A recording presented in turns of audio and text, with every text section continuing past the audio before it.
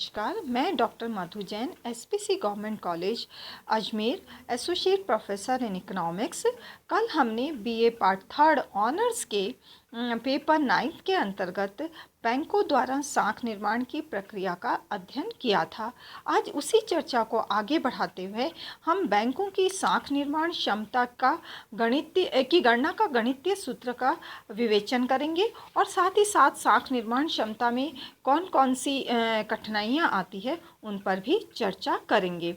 बैंकों की साख निर्माण क्षमता का गणितीय सूत्र। हम जानते हैं कि किसी भी देश में बैंकों में प्रारंभिक जमाओं के आधार पर देश में कुल निक्षेपों का निक्षेप, कुल साख निर्माण क्षमता तथा कुल व्युत्पन्न निक्षेप की राशि की गणना जो है वो करने के लिए एक सूत्र है और सूत्र इस प्रकार है, कुल निक्षेप डिवाइडेड बाई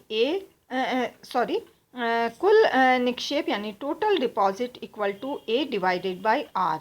ए यहाँ पर बैंकों की कुल प्रारंभिक जमाओं का सूचक है और आर जो है वो कोषानुपात यानी रिजर्व रेशो को बताता है। इस प्रकार से हम कह सकते हैं कि बैंकों के प्रारंभिक निक्षेपों की राशि के आधार पर जो है वो उसके कुल निक्षेप और व्युत्पन्न निक्षेपों की राशि की गणना हम इस सूत्र से कर सकते हैं।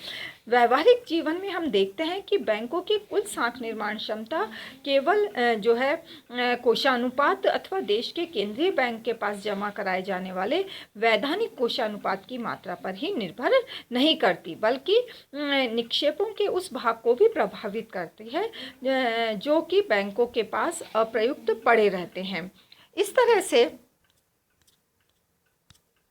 हम कह सकते हैं कि बैंकों का जो साख निर्माण की क्षमता है उसको ज्ञात करने का जो सूत्र है वो इस प्रकार से होगा, जिसे हम संशोधित सूत्र भी कह सकते हैं। कुल निक्षेपों की मात्रा total deposit equal to A divided by R plus L plus U. अर्थात यहाँ पर जो आर है वो बैंकों द्वारा केंद्रीय बैंक के पास यानी कि भारत में अगर लें तो रिजर्व बैंक के पास रखे जाने वाले वैधानिक कोषानुपात, जिसे नगद कोष अनुपात यानी CRR भी कहते हैं, को सूचित करता है। जबकि L जो है बैंकों द्वारा स्वयं अपने पास या अन्य बैंकों के पास रखे जाने वाले नगद तरल कोष अनुपात लिक्विड कैश रेशो को बताता है। और जो है तीसरा जो U है वो बैंकों के पास जमा निक्षेपों का अप्रयुक्त भाग अनयूटिलाइज्ड रेशियो ऑफ डिपॉजिट्स को सूचित करता है। इस प्रकार से इस उदाहरण के द्वारा हम बैंकों की जो साख निर्माण क्षमता है उसको बहुत अच्छी तरह से हम ज्ञात कर सकते हैं। और यहाँ पर ये सूचित करना आवश्यक हो जाता है कि कोषानुपात R plus L plus R में से किसी भी प्रकार का परिवर्तन प्रारंभिक जमाओं के स्थिर रहने पर भी साख निर्माण की मात्रा में कमी और वृद्धि को जन्म देता है। और कोषानुपात में वृद्धि होने पर साख निर्माण क्षमता घटती जाती है और कोषानुपात में कमी होने पर साख निर्माण क्षमता में वृद्धि होती है। नेक्स्ट है साख निर्माण क्षमता या साख निर्माण की इस प्रक्रिया की मान्यताएं।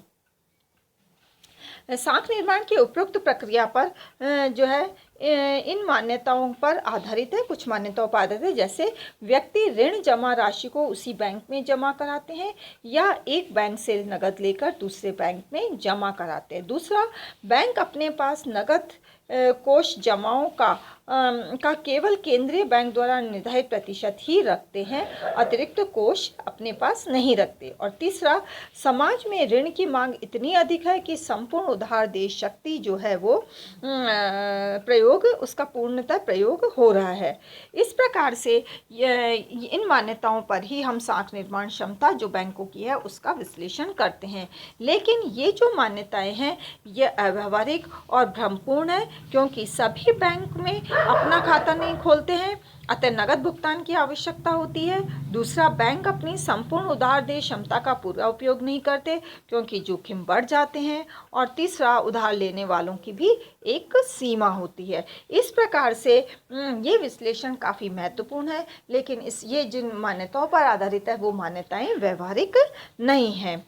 फिर साख सृजन कौन करता है? बैंक प्राणी या बैंक ऋणी या जमाकर्ता।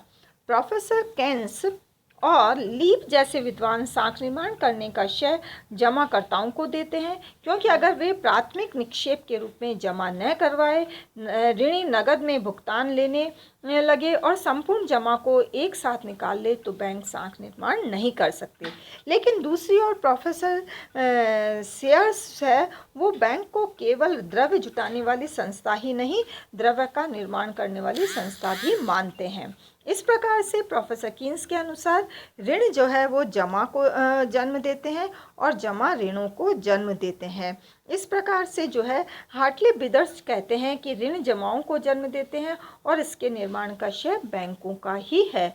इसी प्रकार से हम कह सकते हैं कि बैंक ही साख का निर्माण करते हैं, जमाकर्ता और ऋणी तो इसके केवल मात्र दो घटक है।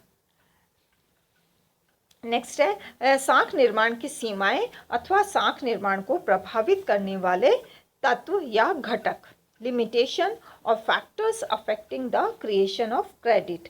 इस प्रकार से बैंक गुणित साख का सृजन करते हैं, परंतु इस साख सृजन की भी कुछ सीमाएं हैं। जैसा कि प्रोफेसर बेहनम कहते हैं कि साख निर्माण की 3 सीमाएं हैं।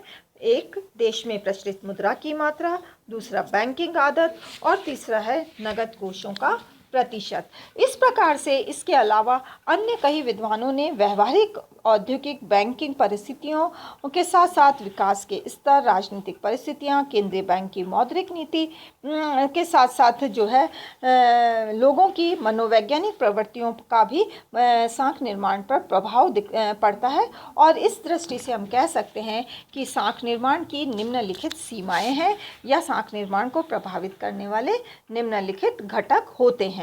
जैसे नंबर 1 है देश में विधिगाह्य मुद्रा की मात्रा, quantity of legal tender money.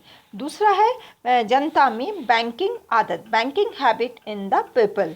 तीसरा है कुल जमाओं का नगद कोष में प्रतिशत, percentage of cash reserve against total deposits. चौथा है बैंकिंग सुविधाएं और विकास, banking development and facilities. Next है आर्थिक विकास की अवस्था, stage of economic development. Next है व्यापारिक दशाएं, ट्रेड कंडीशंस। नेक्स्ट है देश की बैंकिंग और मौद्रिक नीति यानी कि monetary policy in central bank. Next है केंद्रीय बैंक के पास नगद जमा कोषों की मात्रा, quantity of cash reserve deposits with central bank. Next है मौद्रिक अवस्था, मॉनेटरी सिस्टम। नेक्स्ट है राजनीतिक दशाएं यानी कि पॉलिटिकल कंडीशंस। नेक्स्ट है सरकारी नीति यानी गवर्नमेंट पॉलिसी। नेक्स्ट है सट्टे का जोर एवं मनोवैज्ञानिक प्रवृत्तियाँ। नेक्स्ट है अंतर्राष्ट्रीय ऋणों की मात्रा, quantity of international credit. Next है जमानत की प्रकृति, nature of security. And last one है प्राथमिक जमाओं की राशि यानी कि अमाउंट ऑफ प्राइमरी डिपॉजिट्स। ये सारी बातें भी जो है वो किसी भी देश में बैंकों की साख निर्माण क्षमता को प्रभावित करते हैं। अगर ये सारी बातें अनुकूल है तो साख निर्माण क्षमता बैंकों की बढ़ जाती है, अन्यथा बैंकों की साख निर्माण क्षमता जो है वो कम रहती है। इतना ही। Thank you so much.